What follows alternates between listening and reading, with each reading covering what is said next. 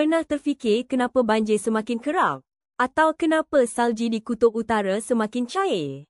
Jawapannya terletak pada satu isu besar, pemanasan global.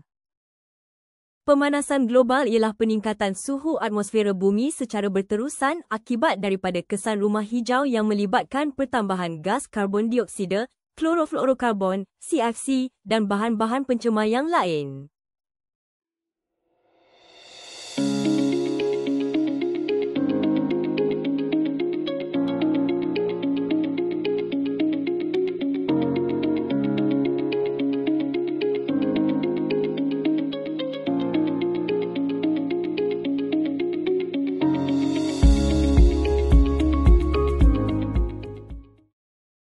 Pemanasan global berpunca daripada pelbagai faktor. Antaranya ialah aktiviti pertanian yang menyumbang kepada pemanasan global melalui pelepasan gas metana dari ternakan dan sawah padi serta gas nitros oksida dari baja kimia. Apabila hutan ditebang dan dibakar, sejumlah besar karbon dioksida dilepaskan ke atmosfera. Tanpa pokok untuk menyerap gas ini, karbon dioksida akan terus berkumpul dan memerangkap haba, sekaligus mempercepatkan proses pemanasan global. Asap dari kenderaan dan kilang juga mengandungi karbon dioksida yang memerangkap haba.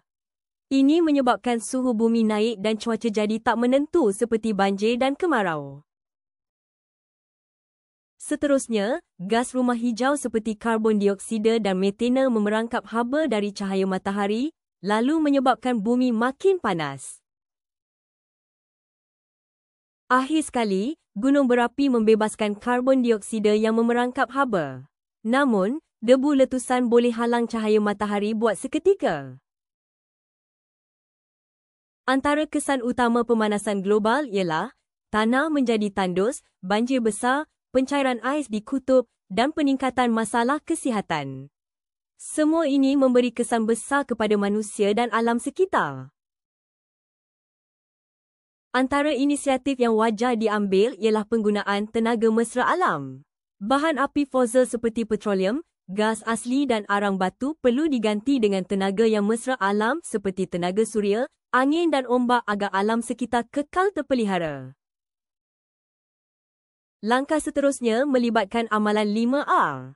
Amalan 5R ialah reduce, reuse, recycle, repurpose dan refast. Menanam pokok, berkongsi kenderaan, menggunakan pengangkutan awam, amalan kita semula dan kempen bebas plastik.